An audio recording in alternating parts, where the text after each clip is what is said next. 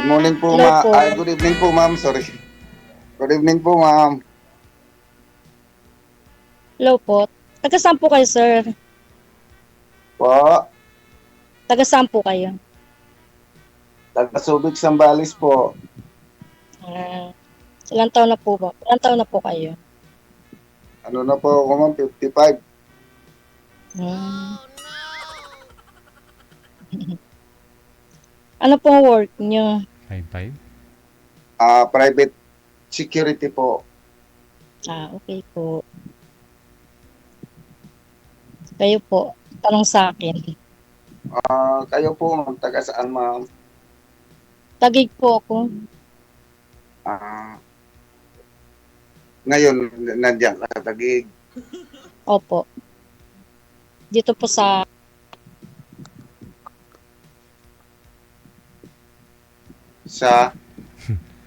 dito po sa anak ko. Sa? Signal. Anak ko po. Saan ba? Dito po sa panganay ko po. Ah, ilan po ano po ba ang status niyo, ma'am? Ikaw ba'y hiwalay o Hiwalay na po, 20 years na po. 20 years? Halos pare-pareho lang tayo. Kasi ako 2006 eh. Hmm. 19 na rin. Ay, ilan ba? Ay, ano na? 30 na. Hmm. No? Matagal-tagal na rin po. 2006 po eh. 2006. 19 years pa Hindi, lang 2006, 10, 2015, 19 pa lang. nasa 19, ano?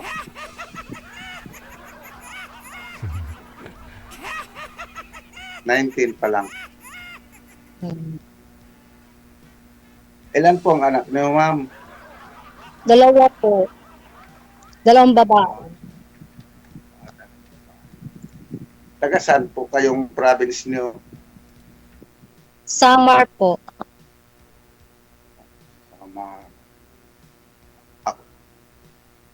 Ako po, taga Surigao. Sa Surigao po ang province ko. Surigao po. Opo. Ilang anak po? Ilan? 4 po ang anak ko, pero malalaki na po. May asawa na po yung isa. May apo na po akong 2. 2 na ang anak ng anak na nag-asawa.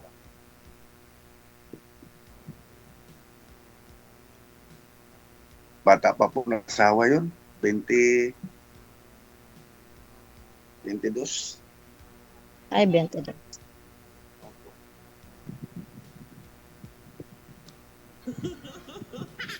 Ako po ang trabaho niyo sa ngayon, ma'am. Ano po dito sa Taguig? Janitress po ako sa office ng barangay.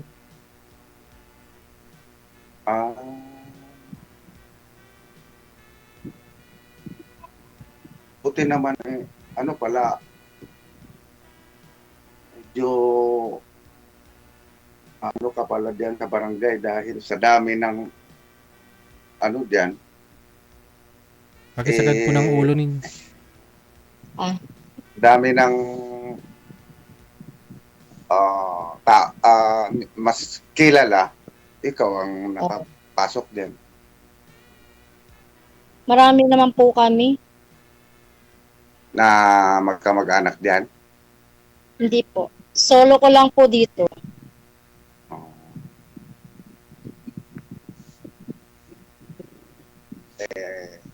Ako, ma'am, ay hiwalay. Ako naghahanap ng makasama sa buhay. Ilan taon na po kayo? 52. 52. 52, 54, 52. 52.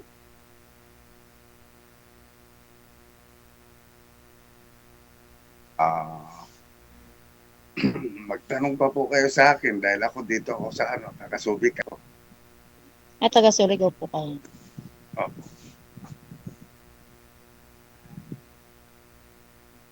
Ano Kung po may ba ang hanap tatanong, niyo? ano po ma'am? Ano po ang hanap niyo?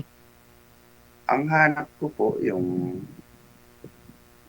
tapat, seryoso na harapin ang bilang asawa, kali, yan. Kaya naman po akong makisama. Ganun lang po ang hinahanap. Yung tapat, seryoso. May harapin na yung kinabukasan. Yung una nyo pong nakausap, sir, kamusta ho kayo? Hindi ko na po sir inaano dahil ang ano niya ay yun nga po, yung widow ang hinahanap niya. Yung taga sa Japan, Hindi. naka-stay. Hindi, pangalawa mo nang nakausap yun, di ba? Ay, yung una. Hindi po, yun po yung una.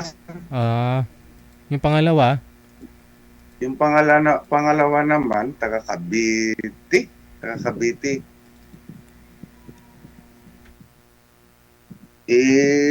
Laging busy siya sa may negosyo yata silang atong station water. water station. Lagi po siyang busy. Sabi ko ay hindi yan kasi dapat sa loob ko lang. Dapat bigyan ng time kung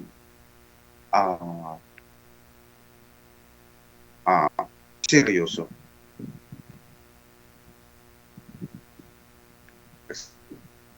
Yun lang naman po ang mahalaga, yung halimbawa hindi pa kayo nagsasama, malayo pa kayo sa isa't isa. Ang kinakailangan yung bigyan ng oras ng konti na mag-usap. Na-try nyo po bang dyan na lang maghanap, sir? Malapit sa iyo? Hindi ka naghanap po dyan? Hindi po, dahil busy din po ako, sir. Ngayon lang po ako, focus po umaga. Ngayon lang po akong walang pasok eh. Bukas po umaga, pasok na po. Ang uwi ko, hating gabi na. Ang kinabukas, pasok ulit.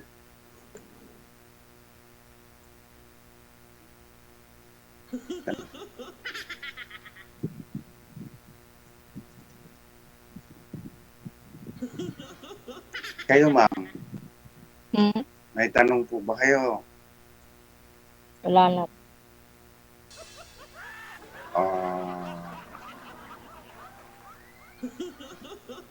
Wala na kagad? Yung po, Wala na daw itanong si ma'am. Ang bilis naman ubos.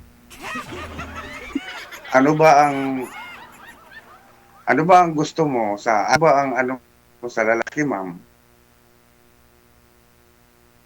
Ang hanap mo? Sa akin naman, basta masipag lang siya sa hanap buhay, gano'n. Yung makakatulong, tulungan kaming dalawa, yun.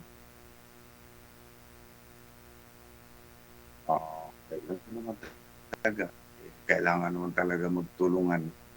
Saka, walang bisyo. Walang bisyo. Ayun lang.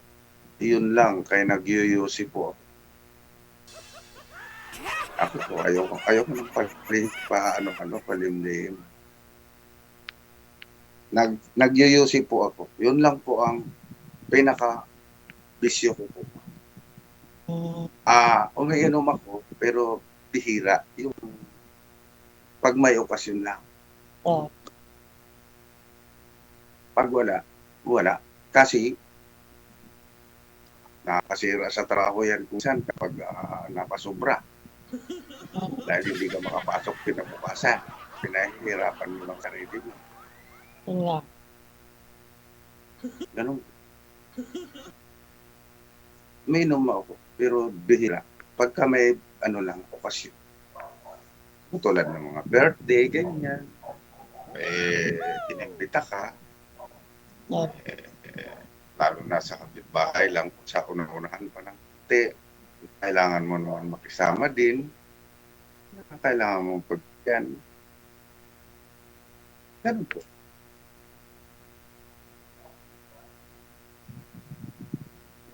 Lalo na sa kapitbahay. Kasi kailangan yan. Ganun. Pero yung inom dito, inom doon, hindi ako ganun. Hindi po ganun. Hindi ako, lumalabas lang po ako pagka may kailangan po akong bilhin. At saka paglabas ko, sakaling nasa labas yung kapitbahay ko, ang lalaki, ayun, kausap-usap kami ng mga alam-alam sa buhay, ganyan-ganyan. Ganun lang. Balik na ulit sa bahay. Okay. Saan po kayo ngayon, ma'am? Sa barangay po kayo? Sa barangay po ako nakapasok, sir. Pero dito po kayo saan? Sino po yung kasama niyo po ngayon? Yung panganay ko po, tsaka apo ko po.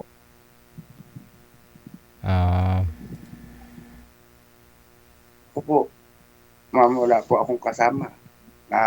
Kasi yung isa kong anak, na may asawa na, siyempre, magsasarili sila. Ako naman ay hanggat kaya ko, ayaw ko po makipisan. Kasi para sa akin lang po yun. Para sa akin, para bang nawawala na yung maplano ko kung gano'n. Sarili kong paninindigan. Ganun. At saka pag nakisama ka kasi wala ka ng parang ka na doon,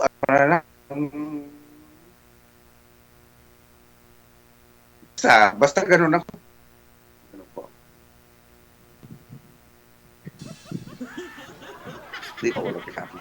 Yung dalawa ko pong anak, andun po sa ina na mismo yung 2006 nag-asawa na din agad yun. Hanggang ngayon yun po ang kasama niya. Ako wala po.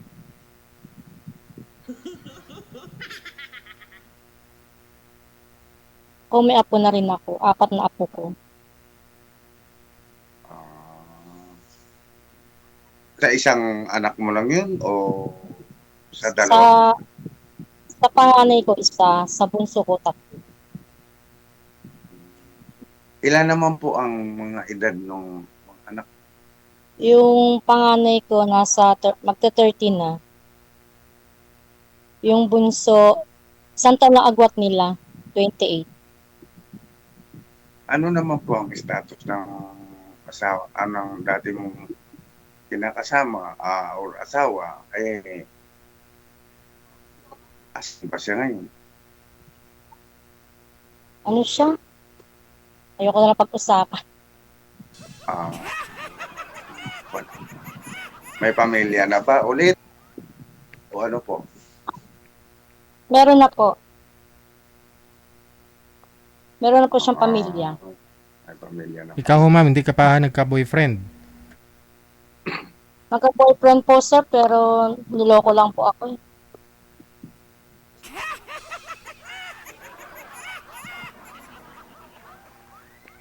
Bakit? Paano naman na sabing niloko ka? Huwag na lang po yun. May kinakasama, may asawa ba? May pananagutan ba? Ano? Wala naman po. Parang basta mabang kwento na lang po yun. Sige po. Mahalaga. Solo ka.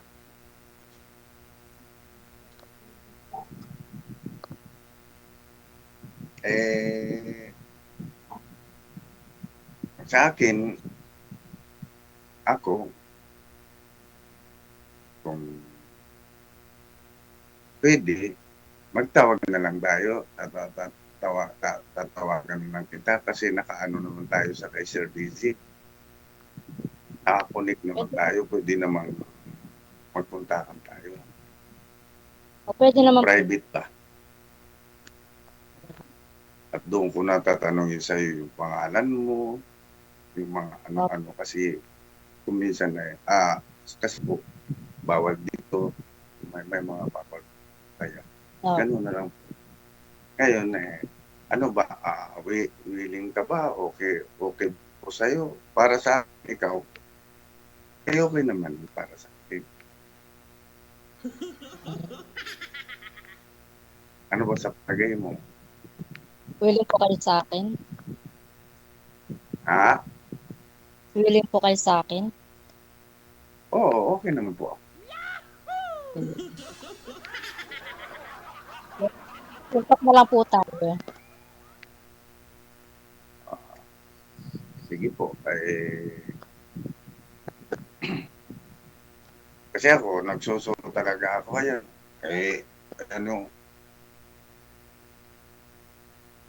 bahay ko dito wala, hindi naman mapwede na hindi kang talagang totoo.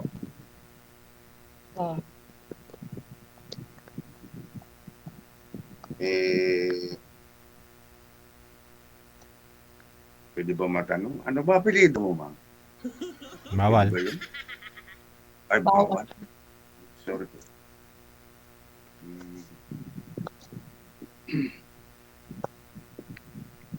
So, 52 ka, ma'am. Po, 55.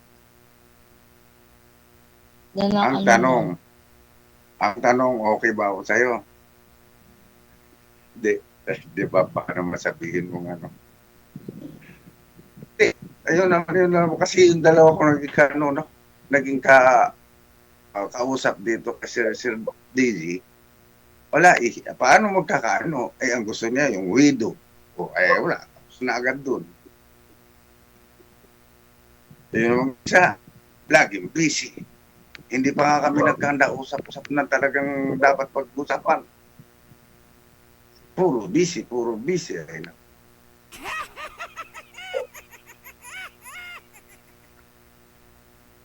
Yan po ang status ko.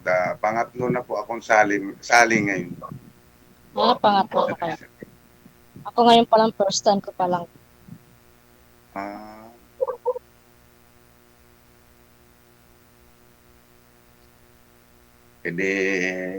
Bigay mo, doon na lang tayo sa private mag-uusap. Pwede kang wag mo munang ilapag. Tuloy pa tayo mag-uusap. Pakiusapan na lang natin si Sir DZ. Sige pala po, sir. Sir DZ, salamat po. Ganun na lang po, sir. Hanggang sa muling pagkikita, paalam. Salamat po, sir. Marami po salamat.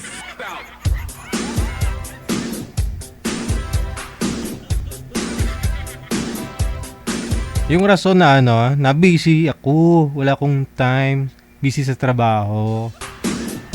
Isa lang ibig sabihin nun, hindi ka gusto, sir. May time nga po siya magpa-line up di ba? Hindi naman siguro sa lahat ng oras trabaho talaga. Sabihin na natin 15 hours yung trabaho. O 20 hours, may 5 hours pa. Siguro bago matulog ho yan. Kung may halaga ka o interesado po yan sa'yo, Bago matulog, re-replyan at re-replyan ka talaga, di ba?